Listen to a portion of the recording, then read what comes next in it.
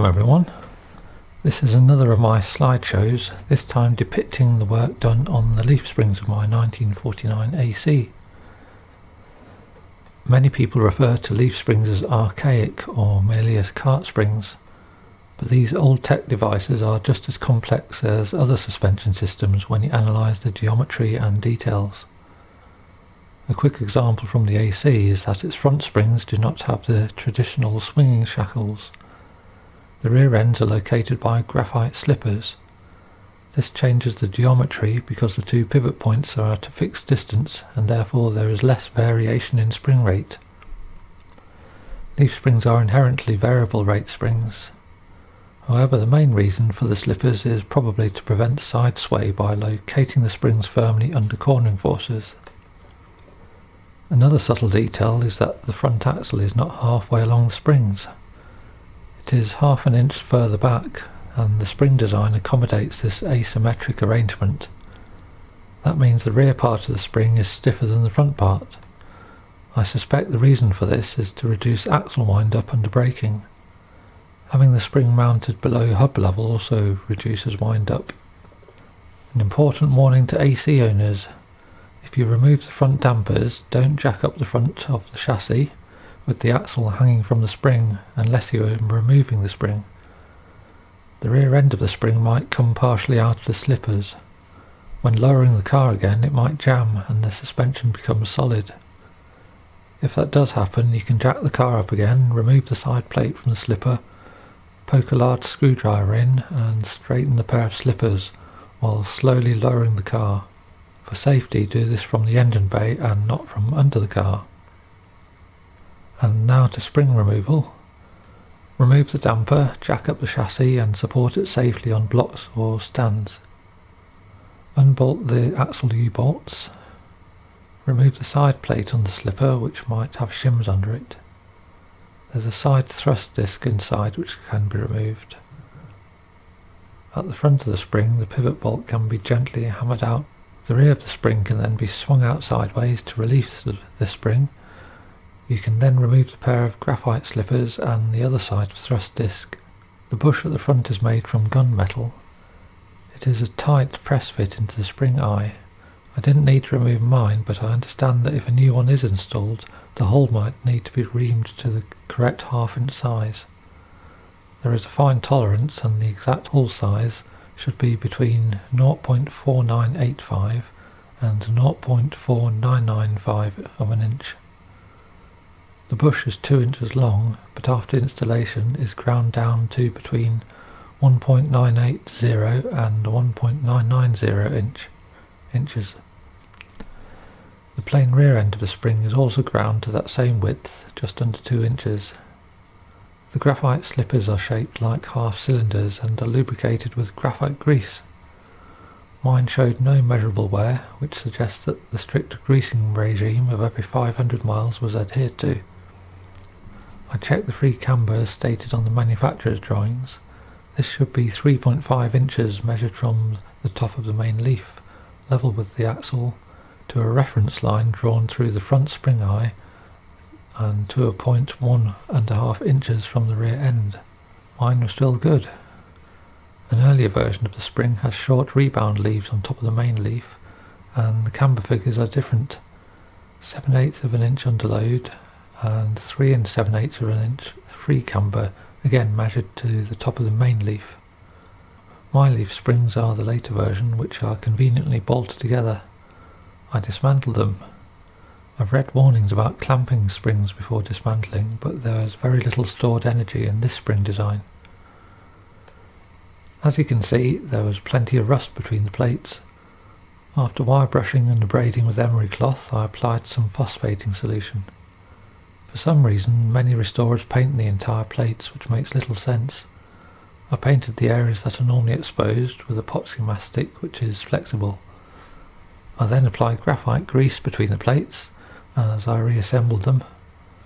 I clamped the two main plates sideways since they have to align exactly. To refit the spring, put some graphite grease in the slipper housing, refit one of the side thrust discs with the chamfered edge away from the spring, insert the lower slipper. Normally you would fit a new rubber gaiter to the spring, but these do not work well. Not that I could find a new one anyway. They tend to sag under the masses of grease that gets pumped in. I discarded mine and looked into making something better after fitting the spring. Fit the spring into the front mounting and swing the back onto the slipper. Then insert the top slipper and the other side disc with the chamfered side away from the spring. Tap the front pivot's bolt back in and secure with a slotted nut and split pin. Bolt the side plate back onto the slipper housing, not forgetting any shims if there were any to start with. Bolt the axle back, being sure that its weight doesn't pull the spring out of the slippers before the damper goes back on. Under static load, the spring is almost exactly straight. The quoted camber is 1/2 inch, but that is from the reference line. The top plate is actually 0.17 of an inch from being straight, measured level with the axle. With people sitting in the front seats, the spring will be almost perfectly straight, which largely eliminates any unwanted steering effects. The rear leaf springs were the subject of a monumental blunder by AC. The spring makers, Woodhead, made a very early revision to the rear spring design. They added a flat rebound plate to the top, which reduces the free camber from 6¼ inch to 5¾ inches. AC forgot to revise the camber data, and the handbooks quote the wrong figure. What's more, AC themselves installed springs with the wrong camber, and my AC was so fitted. The result is that the underslung chassis collides with the axle when traversing potholes. Another blunder was the description of how to remove the rear springs written in the AC handbook. They are awkward to remove because the chassis is underslung and there is an underpan underneath the rear of the springs. The clearance to the underpan depends on which version of the spring is installed. My springs have a thick and straight bottom plate which clears the underpan by only 2 mm when the axle rests on the chassis. It's a lot easier to remove the springs if the car is dismantled for restoration, and I took the opportunity to remove axle and springs when restoring the bodywork. In normal circumstances, it is best to remove the rear seat and the panel underneath it. I found that the best method is to clamp each half of the spring straight, and also clamp the centre using the large lower spring leaf. Even so, the end of the spring will jump up when you remove a pivot bolt. You can then release the U-bolts and the other pivot. My springs have the bent over type of clips holding them together rather than bolted ones, so it is not easy to dismantle them. I took it to a leaf spring specialist to decrease its camber to the correct 5¾ inch figure. I often regret getting professionals involved. I irritated the guy there by suggesting he's never seen springs like these before. He replied, "I've seen everything, mate." He then said he was going to curve the flat rebound plate. I told him it's supposed to be flat. We argued. I showed him the Woodhead drawings. I also supplied a set of new metallastic bushers for the springs and the swinging shackles. He reset the springs correctly. When I got home I discovered he had bent an arm on one of the shackles while fitting the bush. I took it back, but it was impossible to align the 2 bolt holes to perfection. Some filing got it to fit. As a precaution I crack tested the shackle and the other one with my dye penetrant kit. Note that the camber is measured to the top of the main leaf, which is below the shorter rebound leaves. The reference line for this measurement runs between the 2 pivot eyes. The springs had soft fibre thrust washers on either side of the pivot eyes, which might have been asbestos. I replaced them with pairs of red fibre washers. The swinging shackles also had red fibre washers to start with. I renewed the 7/16 BSF bolts and self-locking nuts and coated them with clear wax oil, which shouldn't affect the rubber bushers. Refitting was the reverse of removal. One has to press the end of the spring down to get the last bolt in. I did this in a very professional way and stood on the end of the spring, balancing on one foot, and used my other foot to push the bolt in. Getting the pairs of fibre washers in was very fiddly. With the springs in, the U-bolts can be fully tightened. The pivot bolts can't be fully tightened yet if the car is dismantled, as mine was.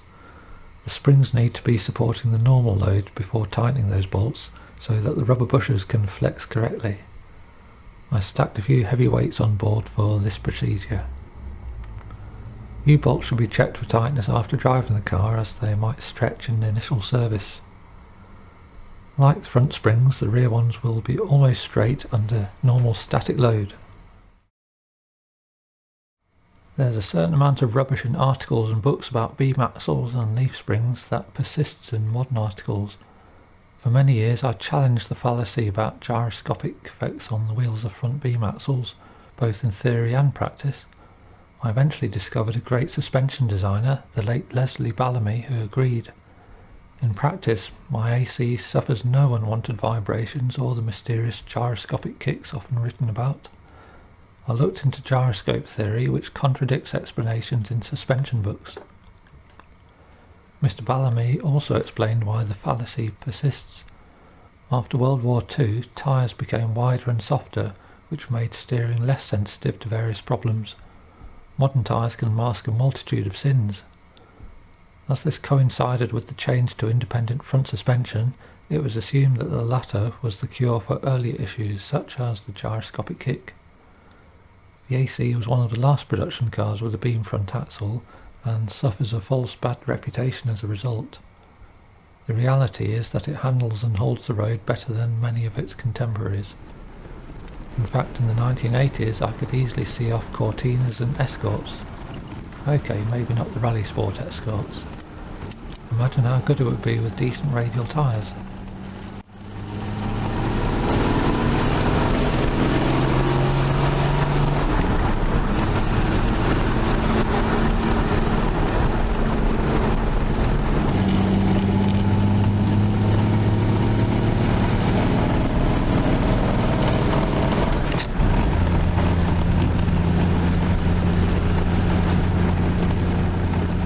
That's all for now, folks.